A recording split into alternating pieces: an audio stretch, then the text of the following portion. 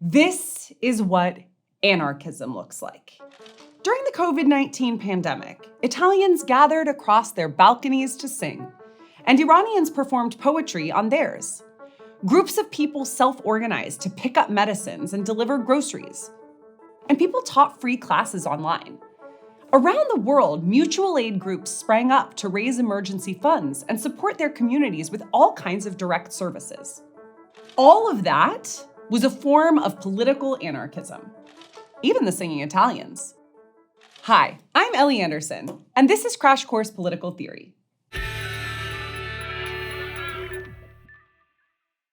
20th century feminist revolutionary Emma Goldman didn't want to define anarchism for us because she said anarchism is all about thinking for yourself. But she threw us a bone. She described anarchy as the philosophy of a new social order based on liberty unrestricted by man-made law.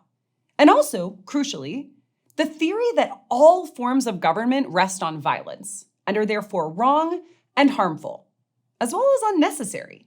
Most of the political theories we've talked about in this series assume that societies require a central authority to keep the peace, and that without one, everything would collapse. Remember Hobbes? He thought life without government would be, quote, solitary, poor, nasty, brutish, and short, which is also how I describe myself when I haven't had enough coffee. But anarchists sort of turn that on its head. They believe that governments, with their hierarchies and tanks, are inherently tyrannical. And humans are naturally cooperative, rather than naturally violent or competitive. Still, it's hard for me to imagine life without governments. I mean, where else are nerds like me supposed to spend their prom nights if not their local public libraries? But seriously, apart from some small-scale experiments by groups like the Paris Commune or the Zapatistas in Mexico, we can literally only imagine it. Because it's not exactly easy to poof governments away for the sake of experiment. Except in rare moments, like after natural disasters or during a pandemic, when a bunch of our systems fall apart. Then, writers like Rebecca Solnit argue, we can see a glimpse through the new forms of organizing that emerge to meet people's needs without government oversight. Anarchists point out that people have organized themselves since long before states existed. Of the roughly 300,000 years that modern humans have been doing their thing, state-level societies have been around for only 5,000 of those years. And we still naturally organize ourselves, even when we're not in crisis. According to anthropologist David Graeber, daily life is full of anarchy. We wait in line to board the bus, even if the police aren't there to make us. And we voluntarily join organizations like sports teams and book clubs. But it makes me curious. If we've always naturally organized ourselves, then why do states exist? As it turns out, for anarchists, it all goes back to private property. Once we opened that can of worms, and land and resources no longer belong to everyone like they did in many hunter-gatherer societies, property owners wanted to hang on to their wealth. So, in the anarchist worldview, the state doesn't keep everyone safe from chaos. It just keeps the rich, rich. Or, in the words of Pierre-Joseph Proudhon, a French journalist whose work became the basis of anarchist theory in the mid-19th century, property is theft. A fire catchphrase, almost as good as the famous line from The Godfather. When you're here, you're family. Or wait, I think that's something else. Anyway, all property, Proudhon believed, represents the labor of many claimed by a single owner. That's because the value of a factory isn't just created by the person who owns it. It's also created by those who built it and those who work there. Proudhon said that property should be owned by everyone who gives it value. Otherwise, there can't be equality. If your Marx senses are tingling, that's because anarchism is also deeply influenced by socialism. Both theories agree that economic exploitation hinders freedom. But Marxists believe we can create a government that protects its people from this exploitation by giving power to the workers. Anarchists, on the other hand, believe that it's impossible to have any form of centralizing power without economic exploitation. So the ideas of Proudhon and others would develop into classical anarchism, which calls to abolish the state and replace it with free associations of workers. They would trade goods and services and cooperate with other regions through a union of self-governing communities, a lot like those mutual aid groups that popped up during the pandemic. Proudhon's ideas were picked up by Mikhail Bakunin, who took things a couple steps further, opposing hierarchies of all kinds. He wanted no bosses, no landlords, no kings, and no library late fees. Okay, that last one was just me. And he railed against the oppression not just of workers, but also of women and children, believing that all people who labored should benefit from that labor. He argued for individual workers to organize themselves into groups that share resources and decision-making power, a concept known as collectivism. And he wanted to challenge the state directly through violent revolution if it came to that, which it did. He brought his ideas right to the barricades of the 1848 revolutions that were erupting across Europe. Meanwhile, the Russian aristocrat and geographer Peter Kropotkin had a slightly different take. He was swayed to anarchism after visiting a group of self-governing Swiss watchmakers. Now that's my kind of vacation. Kropotkin built on Bakunin's idea of collectivism. But where Bakunin thought each according to his labor, Kropotkin thought each according to his need, which was basically a way of saying, you don't have to prove you're worthy of having your needs met. He imagined a society run kind of like a public library. I know, just wait, it gets better. He says, the librarian does not ask what services you have rendered to society before giving you the book, and he comes to your assistance if you do not know how to manage the catalog. I think we can all agree that no matter what political system we're talking about, it really should be run by librarians. Anyway, this vision is called anarchist communism. It's a lot like communism, but without a centralized state. Not even a centralized state made of workers. These days, there's still tons of debate over anarchism.